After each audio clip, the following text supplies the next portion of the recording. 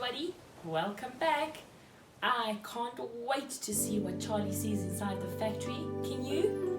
Right, Teddy ready, Blanky ready, let's go. The big day has arrived.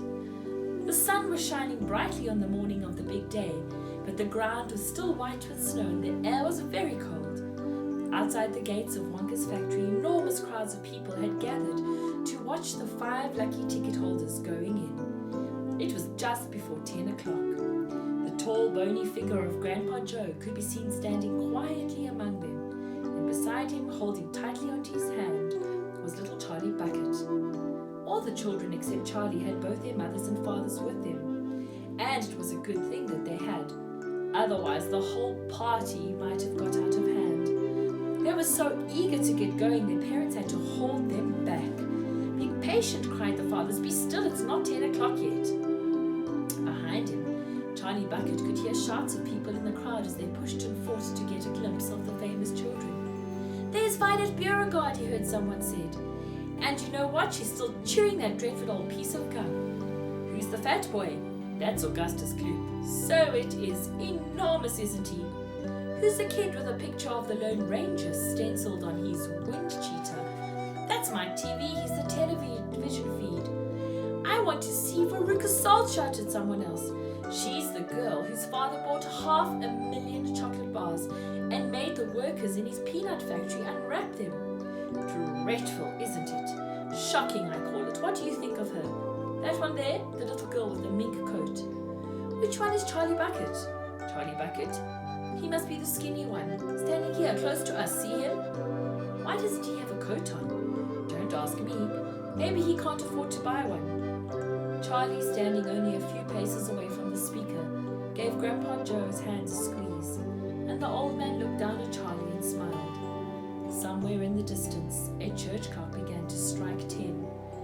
Very slowly, with loud creaking of rusty hinges, the great iron gates of the factory began to swing open. The crowd became silent. The children stopped jumping. All eyes were fixed on the gates. "There he is!" somebody shouted. "That's him!" And so it was. Mr. Wonka was standing all alone just inside the open gates of the factory. What an extraordinary little man he was! He had a black top hat on his head. He wore a tailcoat made of beautiful plum-colored velvet. His trousers were bottle green, and his gloves were pearly grey. And in one hand, he carried a fine gold-topped walking cane. Covering chin, there was a small, neat, pointed black beard, a goatee. And his eyes were marvelously bright. They seemed to be sparkling and twinkling at you all the time. His whole face was alight with fun and laughter. And how clever he looked. Suddenly, he did a funny little skipping dance in the snow. "Welcome, my little friends, welcome to the factory. Will you come forward one at a time, please, and bring your parents? Then show me your golden ticket and give me your name. Who's first?" The big fat boy stepped up. "I'm Augustus Gloop." "Augustus, my boy, how good to see you, delighted, charmed, overjoyed. And these are your parents? How nice. Come in, come in." Mr. Wonka was clearly just as excited as everybody else. "My name," the next child to go forward said, "is Veruca Salt." "My dear Veruca, how do you? What a pleasure this is. You do have an interesting name. So glad you could come. This is going to be such an exciting day. I know you'll have a lovely time. Your father, how are you, Mr. Salt and Mr. Salt? Overjoyed to see you. See, the ticket is quite in order. Please go in." The next two children, Violet Beauregard and Mike TV, came forward to have their tickets examined, and then to have their arms practically pumped off their shoulders by the energetic Mr. Wonka. And last of all, a small nervous voice whispered, "Charlie Bucket." "Charlie," cried Mr. Wonka. Well, well, well, so there you are. You're the one who found the ticket only yesterday. I read about it this morning, just in time. Delighted to meet you, overjoyed, enraptured, enchanted. Excellent. 5 children, our tour is about to begin, but please keep together. Do not wander off by yourselves. I shouldn't like to lose any of you at this stage of the proceedings. Oh, dear me, no." Charlie glanced back over his shoulder and saw the great iron entrance gate slowly closing behind him. The crowds on the outside were still pushing and shouting. Charlie took a last look at them. Then as the gates closed with a clang, all sight of the outside world disappeared. Here we go through the big red door. That's right, nice and warm inside. I have to keep it warm inside the factory because of the workers. My workers are used to extremely hot climate. They can't stand the cold. But where are the workers, said Augustus Gloop. All in good time, said Mr. Wonka. Be patient. Charlie Bucket found himself standing in a long corridor that stretched away in front of him. How lovely and warm, whispered Charlie. I know, and what a marvelous smell, answered Grandpa Joe. And far away in the distance, from the heart of the great factory, came a muffled roar of energy, as though some monstrous, gigantic machine was spinning its wheels at breakneck speed. Now this, my dear children, is the main corridor. Please hang your coats and hats over there. Everyone ready? Come on then. It was quite a large party. 9 grown-ups and 5 children. Come on, get a move on. We'll never get round today if you dawdle. And so they went down the passage. Then he turned left, then left again, then right, then left, then right, then right, then left. The place was like a gigantic rabbit warren. Don't you let go of my hand, Charlie, whispered Grandpa Joe. Notice how all these passages are sloping downwards. We are going underground. All the most important rooms in my factory are deep down below the surface. Why is that? There wouldn't be nearly enough space for them on top, said Mr. Wonka. These rooms are enormous. They're larger than soccer fields. No building in the world would be big enough to house them. But I've got all the space I want. There's no limit so long as I hollowed it out. Mr. Wonka turned left. He turned left. He turned right again. The passages were sloping steeper and steeper downhill. Then suddenly he stopped. In front of him was a shiny metal door. The party crowded round. On the door, in large letters, it said, "The Chocolate Room."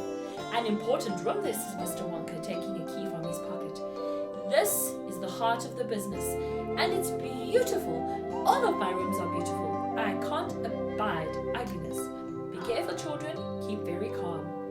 He opened the room, and they were looking down upon a lovely valley. There were meadows with a great brown river. There was a tremendous waterfall and a boiling, churning whirlpool of froth and spray. Below the waterfall, and this was the most astonishing sight of all, a whole mass of enormous glass pipes were dangling down the river from somewhere high up in the ceiling. They were enormous. There, said Mr. Wonka, dancing up and down. It's all chocolate. Every drop of that river is hot, melted chocolate, the very finest quality. There's enough chocolate in there to fill every bathtub in the entire country, and all the swimming pools as well. Isn't it terrific? Thousands of gallons of chocolate. The children and their parents were too flabbergasted to speak. They were staggered, they were dumbfounded, they were bewildered and dazzled. They were completely bowled over. The waterfall is most important, said Mr. Wonka. It mixes the chocolate, it churns it up. No factory in the world mixes its chocolate by waterfall. Do you like my trees and my bushes? They're pretty. I told you everything's beautiful, and they are all edible. Do you like my meadows? Do you like my grass and my buttercups? The grass you're standing on is a new kind of soft, minty sugar that I've just invented. I call it swudge. Try a blade, please do. Everybody bent down and picked up one blade of grass, except Augustus Gloop, who took a big handful. And Violet Beauregard, before tasting her grass, put the chewing gum behind her ear. Isn't it wonderful, whispered Charlie. Hasn't it got a wonderful taste, Grandpa? I could eat the whole field. I could go on all fours like a cow and eat every blade of grass. Try a buttercup, said Mr. Wonka. They're even nicer. Suddenly, the air was filled with a scream. The screams came from Veruca Salt. Look over there, what is it? He's moving, he's walking, it's a little person. It's a little man. She's right, Grandpa, cried Charlie. It is a little man, can you see him? I see him, Charlie, said Grandpa excitedly. And now everybody started shouting at once. There's 2 of them. My gosh, there's more than 2. There's 1, 2, 3, 4, 5. What are they doing? Where did they come from? Who are they? Aren't they fantastic? Look at their funny long hair. But they can't be real people, Charlie said. Of course they're real people, Mr. Wonka answered.